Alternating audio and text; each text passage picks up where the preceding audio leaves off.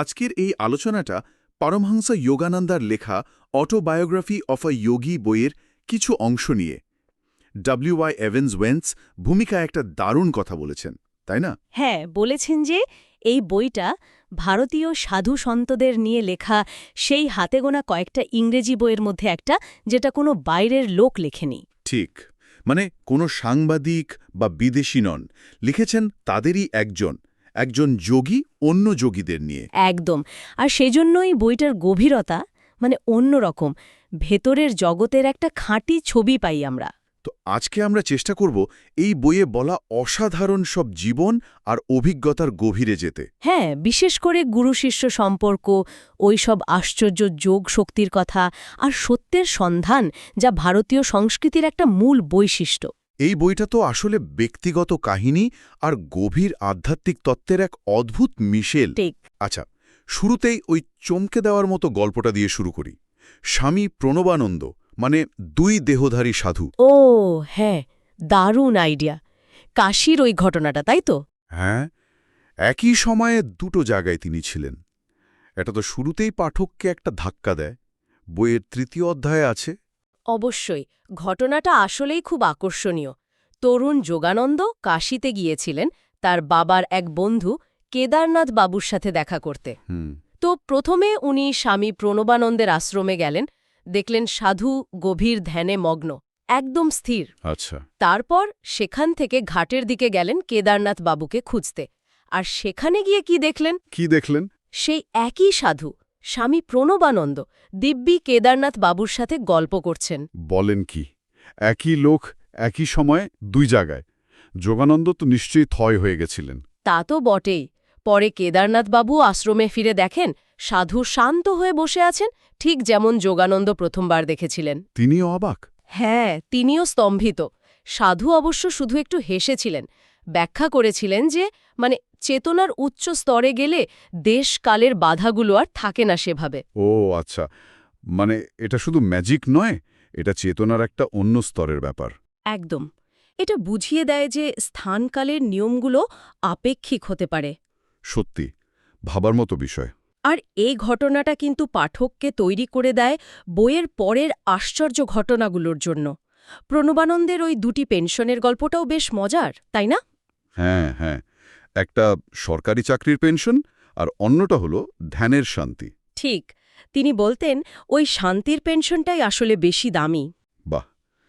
একদিকে জাগতিক জীবন, অন্যদিকে গভীর আধ্যাত্মিকতা। যাই হোক, এই বইয়ের একদম কেন্দ্রে আছে গুরু-শিষ্য পরম্পরার ধারণাটা। প্রথম অধ্যায় থেকেই এর গুরুত্বটা স্পষ্ট। এই মহান পরম্পরার একেবারে শিখরে তো মহাবতার বাবাজি, তারপর তার শিষ্য লাহিড়ী মহাশয়, তারপর লাহিড়ী মহাশয়ের শিষ্য স্বামী শ্রী যুক্তেশ্বর গিরি, আর সবশেষে যোগানন্দ নিজে, এই বইয়ের লেখক। লাহিড়ী মহাশয়ের জীবনও তো অসাধারণ। আচ্ছা, যোগানন্দের ছোটবেলার ওই ঘটনাটা, কলেরা থেকে সেরে ওঠার। হ্যাঁ, ওটা তো গুরু-শিষ্য সম্পর্কের একটা অবিশ্বাস্য দিক তুলে ধরে। মারাত্মক কলেরা হয়েছিল যোগানন্দের। প্রায় মারা যাচ্ছিলেন। তখন তার মা বললেন বিছানার ওপর টাঙানো লাহিড়ী মহাশয়ের ছবিকে মনে মনে প্রণাম করতে। হ্যাঁ, আর যেই না যোগানন্দ অস্ফুটে প্রণাম জানালেন, সঙ্গে সঙ্গেই ছবি থেকে তীব্র আলো বেরিয়ে এসে পুরো ঘরটা যেন ঢেকে ছিল। আর তিনি সুস্থ। আশ্চর্য! এটা তো শুধু রোগমুক্তি নয়, গুরুর শক্তির একটা প্রত্যক্ষ অনুভূতি, তাই না? একদম। শিশু যোগানন্দের মনে এটা গভীর ছাপ ফেলেছিল, বুঝিয়ে দিয়েছিল গুরু শুধু শরীরে আবদ্ধ নন। ঠিক, তার প্রভাব দূর থেকেও কাজ করতে পারে। আর লাহিড়ী মহাশয় তো কিছু ভবিষ্যৎবাণীও করেছিলেন। হ্যাঁ, যেমন পশ্চিমে যোগের আগ্রহ বাড়বে আর তার জীবনী লেখা হবে। এই বইটাই তো তার প্রমাণ। ঠিক তাই, ৩২তম অধ্যায়ে আছে এটা। এরপর আসা যাক যোগানন্দের নিজের গুরু স্বামী শ্রী যুক্তেশ্বর গিরির কথায়। ইভান্স ওয়েন্স তো ভূমিকায় তার চেহারার একটা দারুণ বর্ণনা দিয়েছেন। হ্যাঁ, লম্বা ঋজু শরীর, গেরুয়া বসন, কিন্তু চোখে মুখে একটা সিংহসুলভ দৃঢ়তা আর গভীর জ্ঞান। শ্রী যুক্তেশ্বর তো খুব জ্ঞানী আর একই সাথে কড়া শৃঙ্খলারও ছিলেন। তিনিই তো যোগানন্দকে পশ্চিমে যেতে বলেন বাবাজির নির্দেশে। আর তিনি জ্যোতিষ, কর্মফল, যুগতত্ত্ব এসব নিয়েও অনেক কিছু শিখিয়েছেন যোগানন্দকে।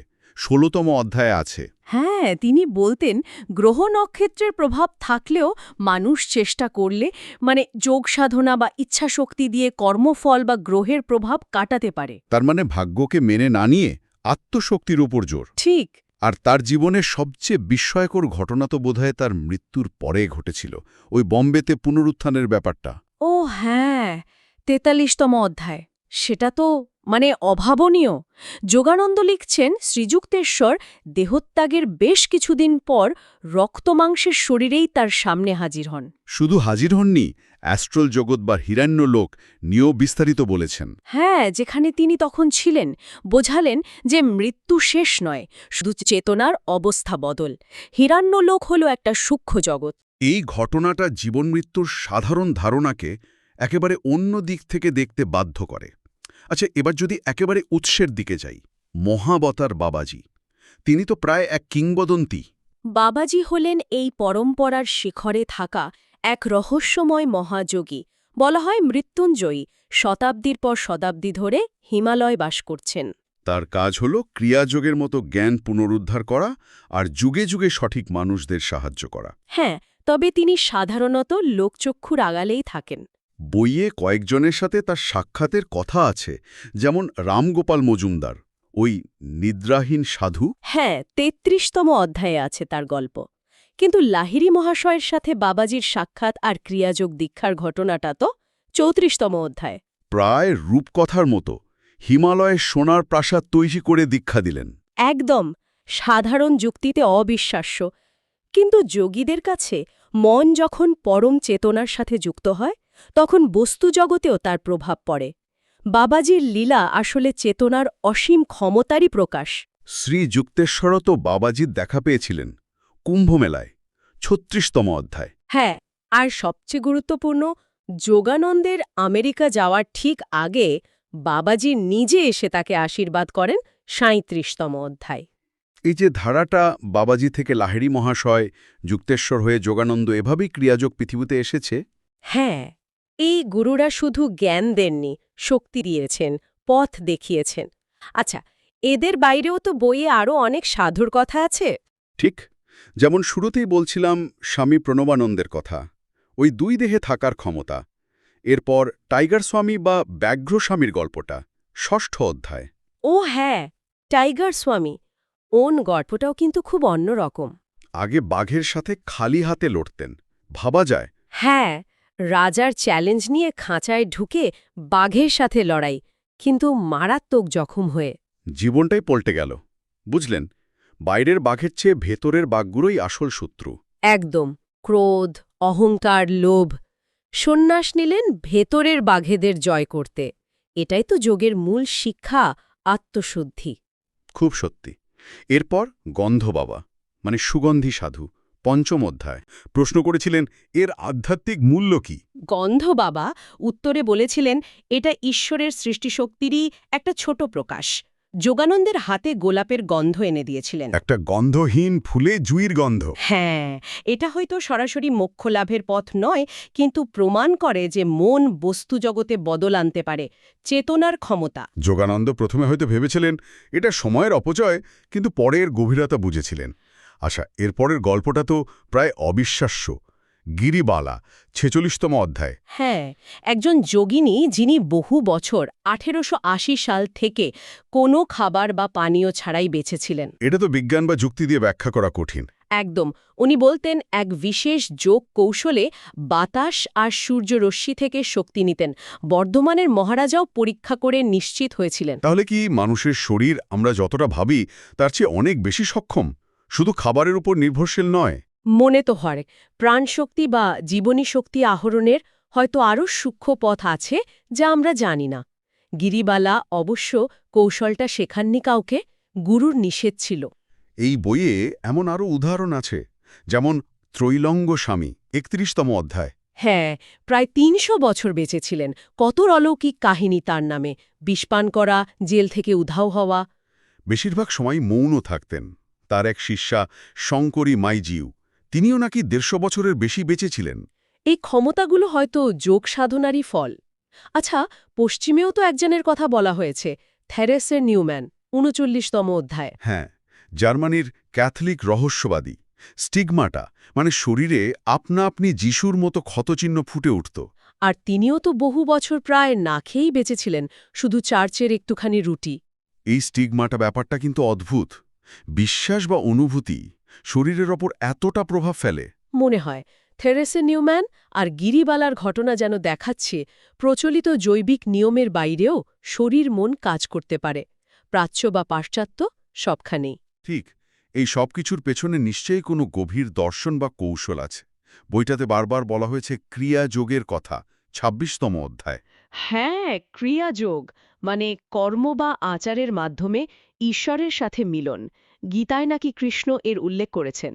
উদ্দেশ্য হল কর্মের বাঁধন থেকে মুক্তি, আধ্যাত্মিক উন্নতিকে দ্রুত করা। কিন্তু এটা কি শুধু শ্বাস-প্রশ্বাসের ব্যায়াম? না না, তার চেয়ে অনেক গভীর।